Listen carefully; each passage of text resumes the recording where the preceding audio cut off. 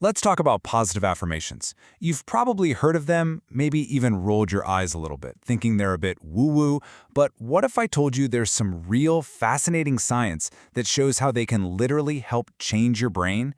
In this explainer, we're going to cut right through the hype to see what the research actually says. So, here's our game plan. First, we'll get past the whole awkward in front of the mirror stereotype. Then we'll dive into the actual neuroscience, how this stuff works. After that, we'll get practical with an affirmation playbook.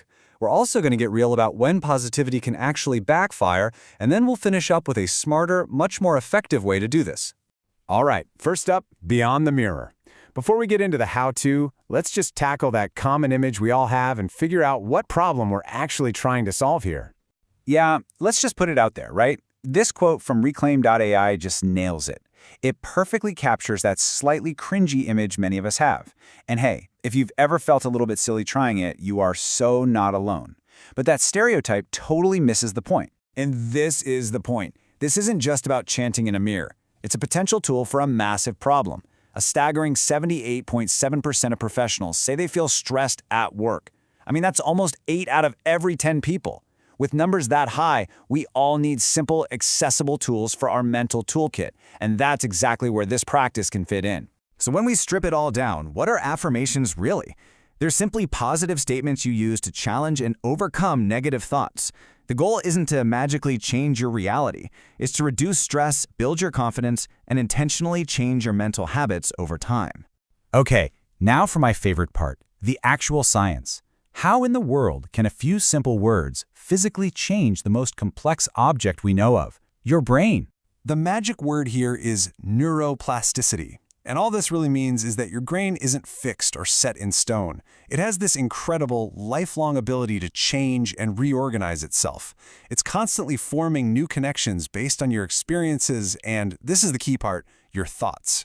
I love this analogy. Imagine your brain is a dense, wild forest.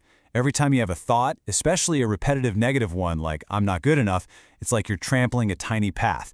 Do it 100 times, 1,000 times, and suddenly you've carved a deep, wide highway for that negative thought. It becomes your default route. Affirmations are about consciously grabbing a machete and forging a new, more positive path. And this is basically what that looks like. With consistent, positive thoughts as your input, you're literally strengthening new roads in your brain. You are, in a very real way, becoming the architect of your own mind. How cool is that? And this isn't just a nice idea, you guys. The research really backs it up. Studies have linked self-affirmation to all kinds of amazing benefits, from reducing stress and anxiety to literally improving your problem-solving skills when you're under pressure. It's even been shown to help encourage healthier habits. So this isn't just about feeling good, it's about performing better. So knowing the science is one thing, but how do you actually do it? Let's get practical. Welcome to the Affirmation Playbook. The rules for writing these things are actually pretty straightforward. You want to start with powerful phrases like I am. Use the present tense, like it's already a fact. Keep them short and sweet. And number 4 is probably the most important of all, make them believable to you. We're going to circle back to why that's so crucial in just a bit. Now, if you're staring at a blank piece of paper and have no idea where to start, don't worry. Lists like this are a fantastic jumping-off point. Just scan through them and see what grabs you. I can do hard things. My mistakes help me learn. Find a couple that really connect with where you're at right now. But, and this is a big but, the real power kicks in when you take that inspiration and personalize it. Use a blank slate to really tailor the words to your specific goals, your values, your unique challenges. The best affirmation is always going to be the one that feels like it was written by you, for you. Remember that path in the forest? It doesn't get carved out in one go. Consistency is everything. And you don't need to spend hours on this. Research shows just 3 to 5 minutes a day can make a huge difference. And here's a pro tip. Try habit stacking. Just attach this new habit to something you already do automatically, like right after you brush your teeth or while you're waiting for your coffee to brew. All right, let's hit pause for a second.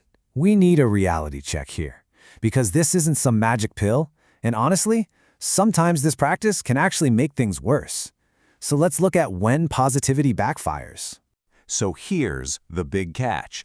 For someone with genuinely low self-esteem, standing there and repeating, I am a wildly successful person, can just feel like a flat-out lie. This creates what psychologists call cognitive dissonance. It's this uncomfortable mental clash between the statement you're saying and the belief you actually hold deep down. Your brain basically rejects it, and you can end up feeling even worse. And this brings up the critical difference between healthy positive thinking and toxic positivity.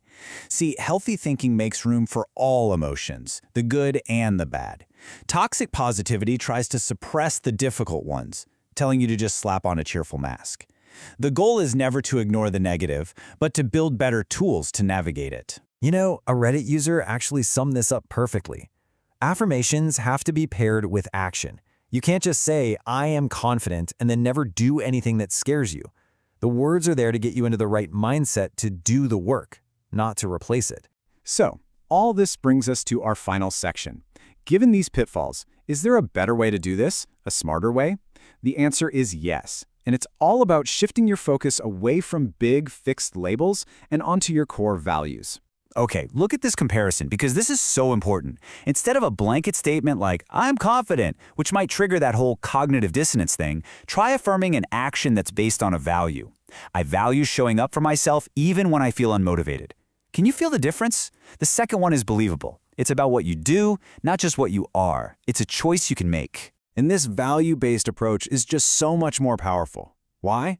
Because it feels authentic. It feels real. It can lower your stress and defensiveness. And best of all, it links your sense of worth to your principles and your effort.